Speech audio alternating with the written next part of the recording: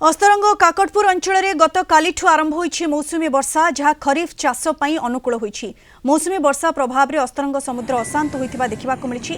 मत्स्यजीवी मानक पई सतर्क सूचना जारी होईछि। अस्तरंग समुद्र कूलरू अशांत समुद्रर ताजा सूचना देउछन्ति आम काकटपुर रिपोर्टर लोकनाथ स्वाई।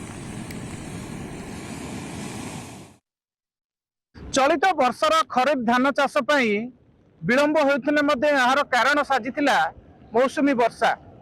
किंतु गतकाली मध्य रात्रि मौसुमी वर्षा आरंभ हो जाइतिले परे वर्तमान चाषी मानक मुहरे हस देखा मिलूँ। विभिन्न चाष जमी रे पानी जमीबा आरंभ हो गलानी, जहाकु नहीं चाषी माने सेमानकर प्राथमिक तली घेरा प्रस्तुत करने एबे सजबाज होउछंती। किंतु एही मौसुमी वर्षा प्रभाव रे अस्तरंग समुद्र एक प्रकार अशांत हो पड़ी।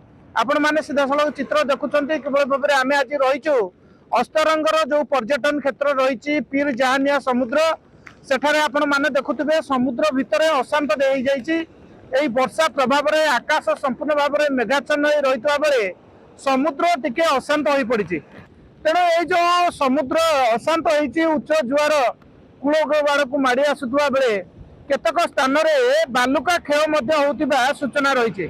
तेणु निश्चित भाव में ये जो मौसुमी वर्षा चाषी मानक पई खुशी आनी देथिबा बेले विशेष भाव में समुद्र उपरे निर्भर करी परिवार प्रतिपोषण करुथिबा मत्स्यजीवी माने सेमानकर जीविका एक प्रकार बंद हो जाइए। कारण समुद्र जेतबेले अशांत रहुची एई अशांत समुद्र रहिले मत्स्यजीवी मानक पई समुद्र मध्य को माछ धरिबा पई प्रशासन पक्षरु बंद करा जाइए। ता फलरे अशांत समुद्र भितर को मत्स्यजीवी माने जाई पारु नांती। निश्चित भाव में मौसुमी वर्षा जदि यही भाव में लगी रहे ताले चाष कार्य खूब शीघ्र आरंभ हो।